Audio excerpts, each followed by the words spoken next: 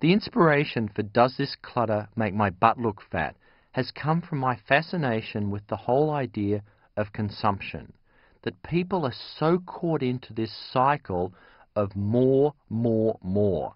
And the work I do focuses very much on the clutter in people's homes, but there are so many parallels between the weight in your home and the weight on your hips.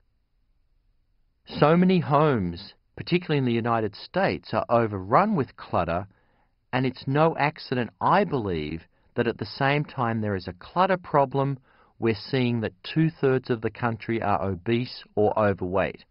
And that's the connection that I'm really thrilled to explore. It's not unusual at all that after I've helped someone declutter their home, that you see a flow-on effect in many other areas of their lives. And it came home very strongly early on when I started getting calls from people whose homes had been decluttered who would say, I can't believe that I'm suddenly seeing an effect also on my hips, on my personal weight, because a clean home, a decluttered home, has really helped people also look at the way they consume, prepare, and eat food. And a healthier home also means much healthier choices.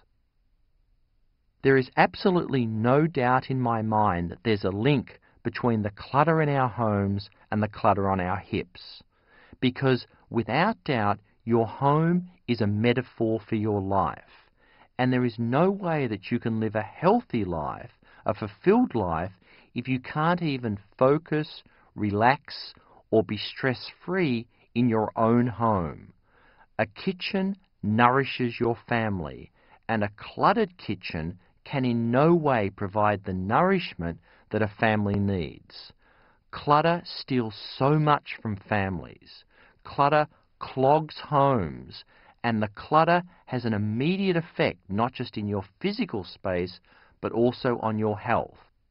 And I really see that the clutter contributes to so many unhealthy choices, the most obvious of which are unhealthy food choices.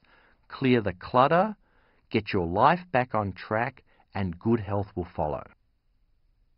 The process for writing Does This Clutter Make My Butt Look Fat is very much a collaborative one with the people that I work with my readers, or the listeners of my audio books, or the listeners of my radio programs. I talk to many people about the effect that decluttering has had on their lives, and that is why you'll see that in this book, as in my first book, it is peppered with real-life stories, with letters, with emails from the people that I've worked with. So I take my own experience on one hand, I reflect on that and see how the work I've done influences people's lives, and then I also take into account the real stories of people who've seen changes in their lives, and then I do the best I can to meld them into a cohesive story and into a program that is easily followed. That's why the book is subtitled An Easy Plan for Losing Weight and Living More. There are many points that I really want to make strongly in Does This Clutter Make My Butt Look Fat? Change is possible, and for anyone who's really struggling with weight issues, the book gives a clear plan of how you can tackle that in a systematic way. The book also explores the way that the vision we have for the life we want, for the home we want, for the rooms we want, for the kitchen we want, for the meals we want, all have to be very clear in our own mind if we want to take them from theory to reality.